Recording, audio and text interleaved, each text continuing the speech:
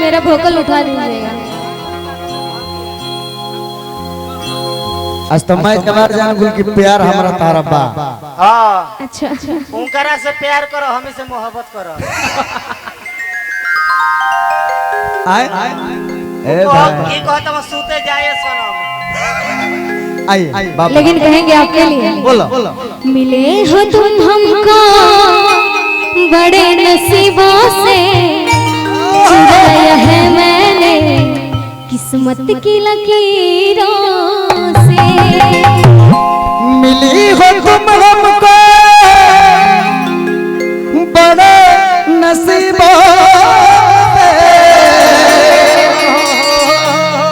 चुराया है हमने कहाँ से? किस्मत की लकीरों से। कुछ तेरी मोहब्बत से सांसें मिली है, सदा रहना दिल में करीब हो के। हमेशा रहो। मिले हो तुम हमको बड़े नसीबों से, चुराया है मैंने किस्मत की लकीरों से। जैसन सोचल रहनी ओइसन पियवा हो, जैसन सोचल रहनी ओइसन पियवा सावर न गो।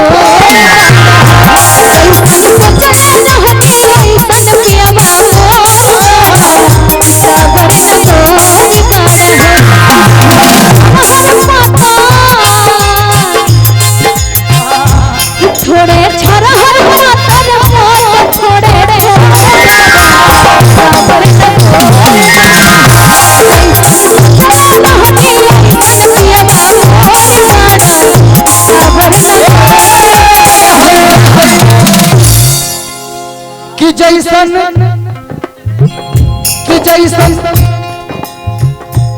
अरे तो सोचले रहनी ओइसन धनिया मोर बाड़ी। खोपड़ी लगाओ तो खाली कुछ ना। कि जैसन सोचले रहनी ओइसन धनिया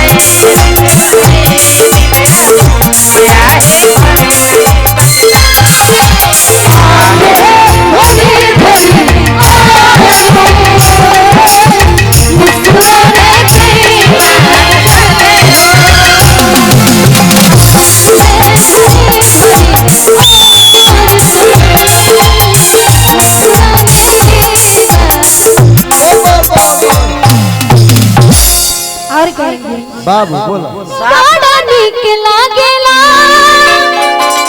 पलम जी के बोलिया, आर जब से ले आइले बड़े अपन घर डलिया। कि बड़ा निक लागेला बलम जी के बोलिया। जहिया से डलवैले बड़े तकिया में खोलिया। कि बन के हमरा जिंदगी में आइल लड़को रे बड़ी।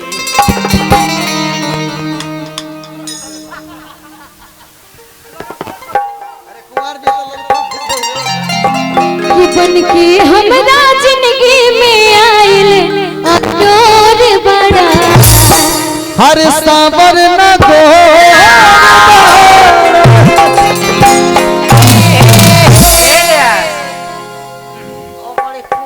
वाला चलता हो पुदीना वाला गाना याद बा आइल बानी